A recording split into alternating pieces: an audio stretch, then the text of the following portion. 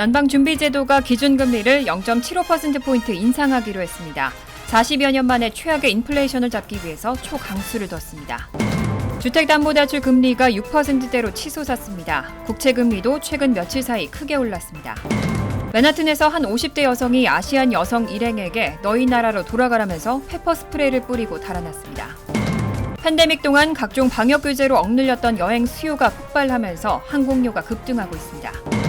지난 13일 뉴욕시 의회가 1,011억 달러 규모의 2022-2023 회계연도 예산안을 통과시켰습니다. 이상은 이 시각 주요 뉴스입니다.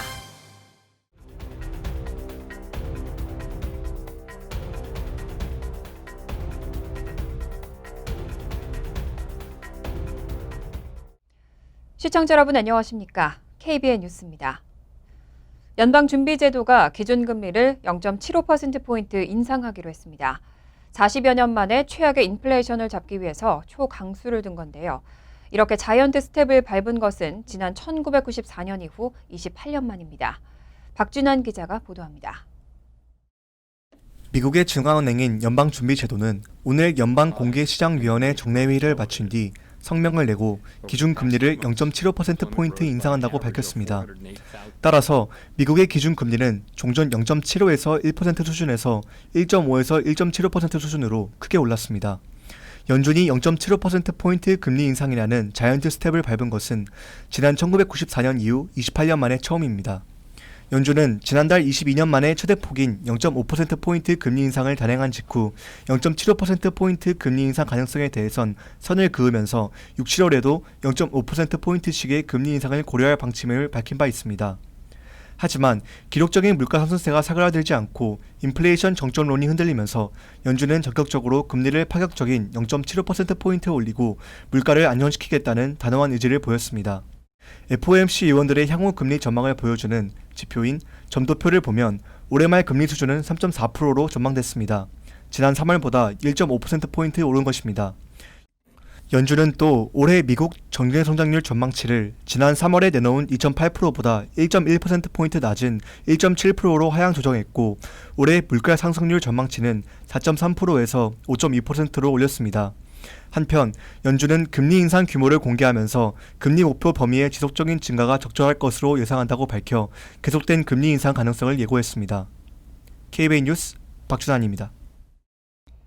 주택담보대출 금리가 6%대로 치솟았습니다. 국채금리도 최근 며칠 사이 크게 오르면서 2011년 4월 이후 11년 만에 최고치를 기록했습니다. 어제 모기지 데일리 뉴스 보도에 따르면 미국의 30년 만기 모기지 금리는 이날 6.28%로 0.1%포인트 올랐습니다. 일주일 전 5.55%와 비교하면 0.73%포인트 급등한 겁니다. 경제 매체 CNBC는 연준의 갑작스러운 자산 매입 축소 방침의 발표로 세계 금융시장이 요동했던 2013년 긴축 발작 이후 최악의 상황이라고 지적했습니다. 최근 이런 모기지 금리 급등엔 미 국채 금리의 상승세가 원인으로 꼽힙니다. 월스트리트저널에 따르면 미 국채 10년물 금리는 이날 3.482%까지 올라 2011년 4월 이후 최고치를 기록했습니다. 특히 10년물 금리는 최근 5거래일에 0.513%포인트나 오르면서 세계 금융위기 당시인 2008년 10월 이후 최대 상승률을 보였습니다. 채권 금리와 가격은 반대로 움직입니다. 국채 금리가 올랐다는 것은 그만큼 국채 가격이 내렸다는 걸 의미합니다. 연준의 금리 정책에 민감한 미 국채 2년물 금리도 이날 3.435%로 2017년 11월 이후 최고치를 기록했습니다. 전날 장중 한대는 2년물 금리가 10년물 금리를 웃도는 장단기 금리 역전 현상이 발생하기도 했습니다. 통상적으로 장단기 금리 역전 현상은 경기 후퇴의 전조로 여겨지고 있습니다. 블룸버그가 집계하는 미국 채권 지수는 올해 들어 13일까지 12% 하락했습니다. 지난달 기준 미국의 소매 상품 재고가 6,897억 8천만 달러로 사상 최고액을 기록했습니다. 방역 해제로 사람들이 상품 소비를 줄이고 서비스 부분의 지출을 늘렸기 때문으로 분석됩니다. 중국 수출품 창고의 재고도 최근 12년 내 최고 수준입니다. 워싱턴 포스트는 미국과 중국의 수출품 창고의 재고량이 사상 최고 수준으로 늘고 있다며 이런 현상이 코로나19 팬데믹에서의 회복에 따라 나타난 것이라고 분석했습니다. 보도에 따르면 미국과 중국의 창고들은 팔리지 않은 텔레비전과 냉장고, 소파들로 가득 차 있습니다. 워싱턴 포스트는 나라마다 다른 이유로 상품이 쌓이고 있지만 세계적 공급망에 대한 새로운 압력에 의한 것이라고 분석했습니다. 미국에서는 소비자들이 지난해와 달리 식재료보다는 외식 등에 더 많은 돈을 쓰면서 소매 재고량을 사상 최고 수준으로 끌어올렸습니다. 중국의 경우 최근 몇 달 동안 많은 공장들이 생산을 계속해왔는데 정부의 제로 코로나 정책에 따른 봉쇄로 소비 지출이 억제되면서 재고가 늘고 있습니다. 컨설팅 업체 에른스트 앤드 영의 수석 경제 분석가 그레고리 데이코는 이런 재고 상황에 대해 사용 가능한 상품과 판매된 상품 사이에 수요 불일치가 있어 나타난 것이라고 설명했습니다. 다만 워싱턴 포스트는 지난해와 같은 심각한 공급 부족이 반복될 가능성은 거의 없지만 이런 상황 개선이 일시적인 것일 수 있다고 전했습니다. 또 경제가 다시 살아나면서 중국의 재고가 줄기 시작할 거란 전망도 있지만 캐피털 이코노믹스의 아시아 담당 수석 경제 분석가인 마크 윌리엄스는 상하이와 베이징이 이미 새로운 규제를 받고 있고 소비 지출은 계속 부진할 것이라고 전망했습니다. 이는 미국 고객들이 이용할 수 있는 소비재의 공급을 증가시키고 수출 가격이 떨어지는 영향을 미칠 것이라는 분석입니다. 뉴욕에서 또 동양인 혐오 범죄가 벌어졌습니다. 50대 여성 용의자는 아시안 여성 일행에게 너희 나라로 돌아가라면서 페퍼 스프레이까지 뿌렸습니다. 이한마음 기자가 보도합니다. 지난 11일 뉴욕 맨해튼에서는 한 여성이 아시아계 여성들에게 너희 나라로 돌아가라며 후추 스프레이를 뿌렸습니다. 당시 24살의 그래픽 디자이너 니콜 청은 일행 3명과 함께 맨해튼의 한 거리를 지나고 있었는데 일행 가운데 한 명이 가방을 잃어버린 사실을 알고 길 모퉁이에 잠시 서 있었습니다. 이때 이들의 옆에 있던 한 여성은 청 일행을 향해 돌아보더니 나를 괴롭히는 거냐고 말했고 청 일행은 당신을 괴롭히는 게 아니라 길을 보고 있었다고 해명했지만 이 여성은 재차 날 괴롭히려고 하는 걸 안다고 따졌습니다. 결국 청 일행 중 한 명은 미안하다, 당신의 자리를 침범했다면 우리가 떠나겠다며 사과했습니다. 하지만 이 여성은 되레 청 일행에게 인종차별적인 발언을 내뱉었고 왔던 곳으로 돌아가라며 너희 나라로 돌아가라고 소리쳤습니다. 청 일행이 휴대전화로 자신을 촬영하자 전화기를 툭툭 치며 위협했고 구경하는 사람들을 향해 비속어를 사용하며 너희 나라로 이들을 데려가라고 소리쳤습니다. 그래도 분이 풀리지 않았는지 이 여성은 청 일행에게 페퍼 스프레이를 뿌리고 달아났습니다. 뉴욕 퀸즈에서 태어나 자랐다는 청은 한 매체와의 인터뷰에서 코로나 팬데믹 이후 일부가 동양인에 대한 증오를 표출하고 있다며 도시에서도 혼자서는 안전하지 않다고 느낀다고 토로했습니다. 뉴욕 경찰은 50대로 추정되는 이 여성 용의자에 대한 제보를 받고 있습니다. KBN 뉴스 이한마음입니다. 미치 매코널 상원공화당 원내대표가 총기 폭력을 줄이기 위한 초당적 합의안에 지지를 표명했습니다. 공화당에서도 11명의 의원이 찬성 입장을 밝히면서 총기 규제 법안의 통과 가능성이 커졌습니다. 총기 규제 법안을 위한 민주당과 공화당 협상단은 의회가 휴회에 돌입하는 7월 4일 이전에 법안을 통과시키는 것을 목표로 하고 있습니다. 그런데 미치 매코널 상원 공화당 원내대표가 어제 총기 규제를 위한 초당적 합의안에 찬성한다고 밝히면서 이를 지지하는 공화당 상원의원이 11명으로 늘었습니다. 민주당과 공화당은 상원에서 각각 50석을 차지하고 있습니다. 여기에 공화당 상원의원 11명이 지지를 표명하면서 법안은 최소 상원에서 61표를 확보했고 필리버스터를 피하는 데 필요한 60표를 넘어섰습니다. 매코널 원내대표는 자신은 양당이 합의한 틀에 만족한다며 만약 법안이 그 틀을 유지한다면 이를 지지할 것이라고 말했습니다. 합의안에는 학교 안전 및 정신건강 프로그램을 강화하고 21세 이하 총기 구매자에 대한 신원 조회를 확대하고 각 주가 위험인물의 총기 소유를 규제할 수 있는 이른바 적기법을 입법하도록 독려하는 내용이 포함됐습니다. 다만 공화당 협상대표인 존 코닌 상원의원은 민주당이 제안한 돌격 소총 구매 가능 연령을 21세로 올리는 방안과 18세에서 21세가 총기를 구입하려고 할 때 21일간의 유예기간을 두는 방안을 거부했습니다. 팬데믹 동안 각종 방역 규제로 억눌렸던 여행 수요가 폭발하고 있습니다. 거기다 연료 가격 상승까지 겹치면서 미국의 국내선 항공료도 급등하고 있습니다. 폭스 비즈니스는 어도비 애널리틱스 자료를 인용해 국내선 항공료가 지난 1월 이후 47% 급등한 것으로 나타났다고 보도했습니다. 팬데믹 이전 수준과 비교하면 4월에는 27%, 3월에는 20% 오른 것으로 조사됐습니다. 올 들어 항공료는 지속적으로 오르면서 4개월 연속 상승했습니다. 지난달 국내선 항공편 예약은 온라인 지출 기준 2019년과 비교해 29% 증가했지만 실제 예약은 4.4%만 증가했습니다. 어도비 디지털 인사이트 애널리스트 비백 판디아는 일부 소비자, 특히 코로나19 대유행 기간 여행을 연기한 소비자들은 더 높은 요금을 견딜 수 있지만 일부 소비자는 여행을 재고하고 있다고 말했습니다. 항공료는 코로나19 대유행 사태 이후 높은 연료 가격과 노동력 부족, 또 억눌린 여행 수요가 폭발하면서 크게 오르고 있습니다. 한편 지난주 바이든 행정부는 해외 입국자에 대한 코로나19 검사 요건을 해제하기로 했다고 밝힌 바 있습니다. 항공업계는 이런 발표에 환영하면서 이번 조치가 해외여행을 더욱 활성화할 것으로 기대하고 있습니다. 지난 3일간 옐로스톤 국립공원 일대에 역대급 폭우가 내렸습니다. 여기에 눈이 녹은 물까지 합류해 홍수와 산사태가 발생하면서 공원 출입이 금지되고 각종 피해가 속출했습니다. 어제 CNN 등 언론은 지난 3일간 이 지역을 강타한 폭우에 눈이 녹은 물이 합류하면서 강수량이 평년의 두세 달치 강수량에 맞먹는다고 보도했습니다. 이로 인한 하천 범람과 도로 유실로 관광객과 인근 주민이 고립되면서 구조 작업에도 비상이 걸렸습니다. 옐로스톤 국립공원 감독관 캠 숄리는 지난 13일 성명에서 도로와 다리가 유실되고 산사태가 발생한 공원 북부 구조 작업이 급선무라며 공원에 10,000명 이상의 사람이 있다고 밝힌 바 있습니다. 숄리 감독관은 우선 문제가 일어난 곳부터 출입을 금지시키고 사람들을 대피시켰다고 밝혔습니다. 공원 내 일부 지역에는 수도와 전기가 끊기면서 국립공원 관리국 직원들이 몬태나주와 현지 카운티 행정당국과 협조해서 현지 주민들에게 필요한 지원을 하고 있습니다. 옐로스톤 북쪽에 해당하는 몬태나주도 강과 하천이 범람하면서 다리와 도로가 끊겨 주 재난 사태가 선포됐습니다. 옐로스톤 북쪽 입구에 위치한 가디너 파크 카운티는 완전히 고립된 상태입니다.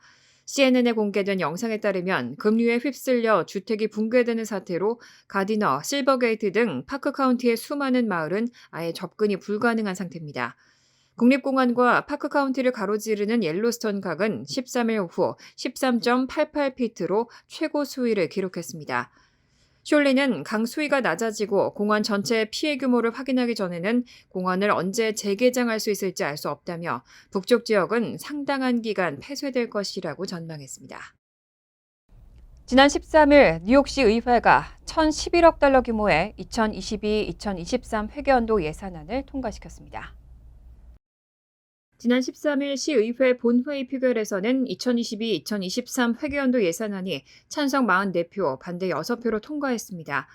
예산안에는 앞서 지난 10일 뉴욕시장과 합의된 내용과 같이 공공안전과 근로과정 지원, 젊은 뉴요커를 위한 교육 및 직업 경로 확장과 깨끗하고 안전한 공공공간 제공, 저렴한 주택 확대 등에 초점을 맞췄습니다.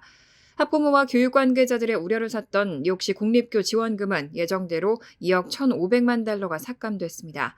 다만 에릭 애담스 뉴욕시장은 코로나19 팬데믹 이후 공립교에서는 뚜렷한 등록생의 감소를 겪었기 때문에 삭감이라는 표현은 맞지 않다는 입장입니다. 또 연방 경기부양책으로 받고 있던 자금이 축소돼 시정부에서 부담하는 지원금은 오히려 7억 달러 이상 증가했다고 덧붙였습니다. 2022-2023 회계연도 예산안에 빠져있어 문제로 지적됐던 이민자 학부모들의 의사소통 개선을 위한 400만 달러의 예산은 다시 포함됐습니다. 뉴욕 어린이 옹호단체에 따르면 공립학교 학부모 3명 가운데 1명은 영어 의사소통에 어려움을 겪고 있는 것으로 조사됐습니다. 한편 티파니 카반 시의원 등 진보 성향 의원 6명은 전년도와 비슷한 경찰 예산과 주택, 교육, 사회복지 프로그램 예산이 부족하다는 이유로 반대표를 던졌습니다. 데일리뉴스는 이 반대표를 던진 6명 의원의 선거구에 아담스 시장이 10만 달러 상당의 공공안전을 위한 재량기금을 제외하는 보복성 조치를 취했다고 보도했습니다. 맨하튼 60가 남쪽 지역으로 진입하는 운전자들에게 통행료를 부과하는 맨하튼 교통 혼잡료 시행 시점이 최소 2년은 더 늦어질 수 있다는 전망이 나왔습니다. 어제 경제매체 크랜스 뉴욕이 캐시오컬 뉴욕 주지사와 메트로폴리탄 교통공사의 입장을 종합해 보도한 데 따르면 교통 혼잡료 시행은 2024년까지도 이뤄지지 않을 것으로 보입니다. 표면적인 이유로는 연방정부의 승인 절차가 늦어지고 있다는 것이지만 찬반 논란이 있을 수 있는 교통 혼잡료 정책을 중간 선거를 앞두고 시행하기엔 부담이 크다는 것이 주된 배경으로 분석되고 있습니다. 호컬 주지사는 지난 7일 CBS 방송이 주최한 민주당 뉴욕 주지사 후보 토론회에서 지금은 교통 혼잡료를 시행할 적기가 아니라고 밝히고 어떤 상황을 가정하더라도 내년에는 시행되지 못할 것 같다고 덧붙였습니다. 또 호컬 주지사는 연방정부에서 추가적으로 문제를 제기했기 때문에 시행 시점이 미뤄질 것 같다고 덧붙였습니다. 그런데 교통 혼잡료 부과가 늦어질 경우 MTA가 추진해오던 각종 프로그램의 자금 조달은 어렵게 됩니다. 대표적인 사례가 이번가 전철을 연장하는 프로젝트인데 이번가 전철 노선은 자금 문제로 약 100년간 완공되지 못하고 있습니다. 한편 교통 혼잡료는 정치적으로도 뜨거운 감자로 불립니다. 최근 뉴요커들은 급등한 물가로 고통받고 있는데 여기에 교통 혼잡료까지 부과할 경우 운전자들의 반발이 커질 수 있기 때문입니다. 비영리단체 공정한 교통 혼잡료 연맹은 성명을 내고 매년 남는 예산과 연방 정부로부터 지원받는 자금으로도 값비싼 MTA 서비스를 업그레이드하기엔 충분하다며 교통 혼잡료 시행 방안에 반대했습니다. 간추린 소식입니다.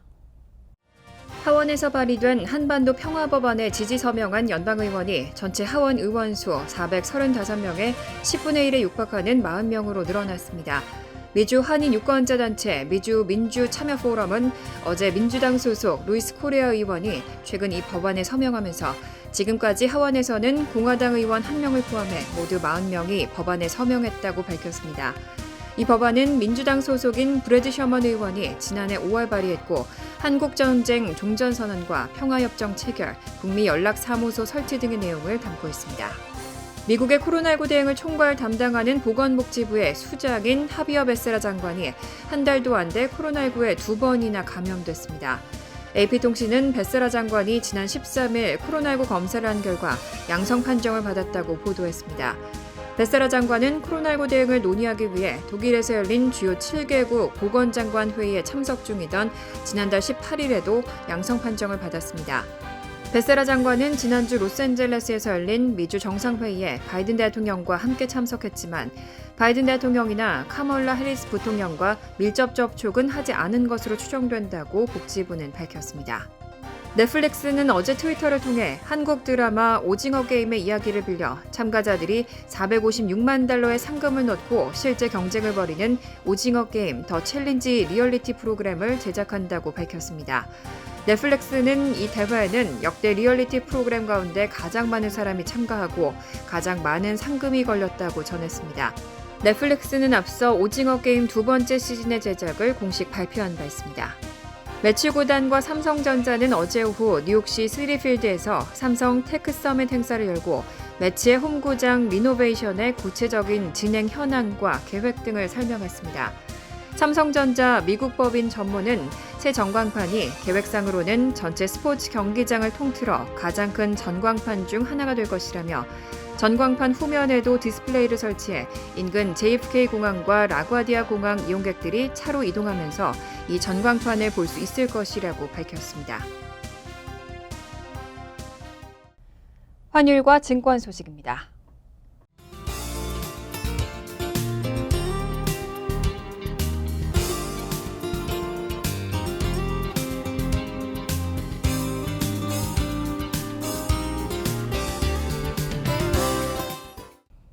이어서 날씨입니다. 목요일은 구름이 많겠고 한때 소나기 내릴 가능성이 있습니다. 낮 최고 기온은 75도, 섭씨 24도, 밤 최저 기온은 70도, 섭씨 21도로 예상됩니다. 금요일은 대체로 화창하지만 오후부터는 때때로 소나기 내릴 가능성이 있습니다. 토요일은 화창하겠습니다. 이상으로 KBN 뉴스를 마칩니다. KBN과 함께 즐거운 저녁 되시기 바랍니다.